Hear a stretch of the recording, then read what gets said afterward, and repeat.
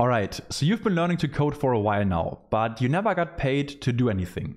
Today we're going to fix that in just 3 simple steps. We will go over your own developer portfolio, then cover a short-term strategy for landing the first paying client quickly, which is the hardest, and then also a powerful mid and long-term strategy. So, should be quite helpful, and if you need more personal support, then check out the links in the description. Okay, so then let's get started by talking about your own portfolio. This is extremely important. When you're talking to potential clients, it is very likely that they want to see some of your previous work. And if you don't have anything to show, you're immediately disqualified. So even if you never worked with a single client in your entire life, you still want to be able to show them something. You want to be able to give them a preview of what you can do for them and basically showcase your skills. Otherwise, it's just going to be too risky for them to work with you. Now, if you're wondering what you should add to your portfolio, if you've been learning to code for the last weeks and months, you probably have a few demo projects lying around. Or you can also specifically create some for your portfolio. If we're talking Shopify, you can create a few good-looking demo stores with nice stock photos, add a couple custom features on top, and then add all of that to your portfolio site. Okay, now because this is so important, let me also tell you about the 2 most common mistakes that I've seen from doing a couple 100 portfolio reviews myself, so you can avoid these right away. First, don't get too creative with your site. If you don't know what looks good, just take a look at like 5 to 10 other websites from successful freelancers, from agencies, and then take screenshots of the sections that you like best. And then you can combine all of these into your own version. Or you can also build your portfolio based on website templates, which will save you a bunch of time. And the point here is that I would strongly recommend going with something that's proven to work over coming up with something entirely from scratch. Because 95% of the time, the completely custom built websites end up being a lot more work and also look a lot worse. And then all the following efforts are going to be wasted.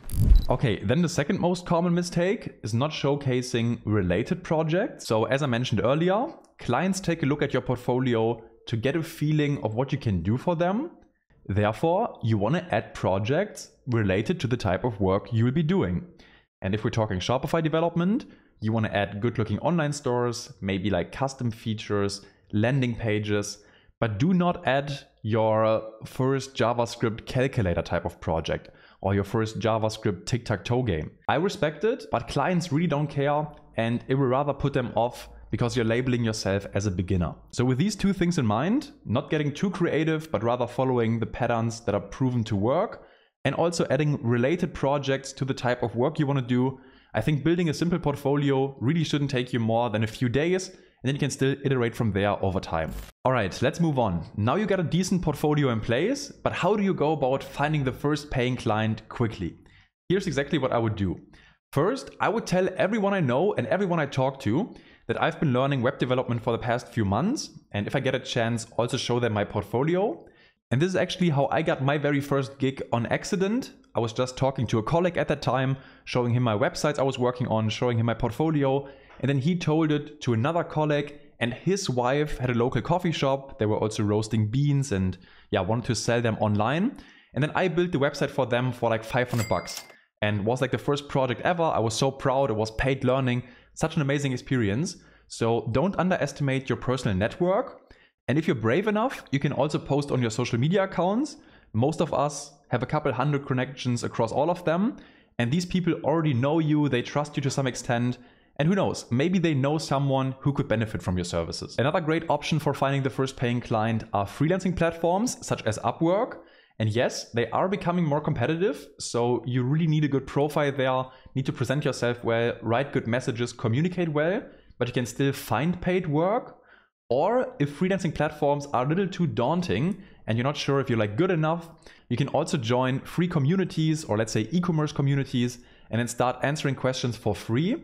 That takes off the edge a bit because you're helping for free and no one is expecting anything from you, but you still get to practice solving real world problems, you practice your communication skills, and once you solve a couple tasks, people usually have follow-up questions or follow-up tasks, and then you can still charge them. And then one last thought here. In the beginning, I also wouldn't be too picky with the projects you take onto. Even if it's just a $50 bug fix or if you have to lowball yourself a bit, it doesn't matter. It's all going to be paid learning. And it's much more important that you get some traction, build some momentum, start collecting good reviews, start adding real world projects to your portfolio. And whatever strategy works for you, just repeat it a couple times, get a few paid projects, and they will also help you transition to the mid and long-term strategy. All right, now stage 3. You've already worked with a few paying clients. Awesome, but what's next? Obviously, the goal is to find better clients, more clients, and raise prices. And some of that is going to happen naturally over time as you learn to communicate better, as you gain more confidence. But I think one of the biggest levers right now is building a personal brand. And no need to freak out here. I'm not saying you gotta build $1 million YouTube studio right away. You can start super slow. For example, just connect with all the clients you worked with on LinkedIn, or maybe start posting about projects you've completed and then say congrats to the client, also tag them. Or you can also talk about the things you've learned or the best resources you've found for a specific topic. And you don't have to lie about your skills or anything, but if you do that long enough, your profile will start to look extremely professional with this expert feed. And that's literally what I recommend to all the students in our bootcamp right now.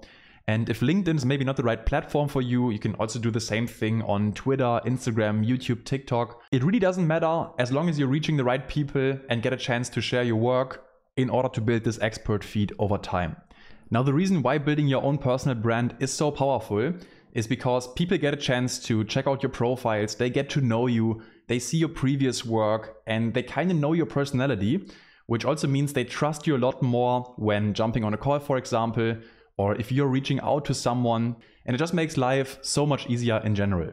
All right, and that's it for today. I really hope this was a helpful starting point in terms of freelancing. Now it's upon you to take action.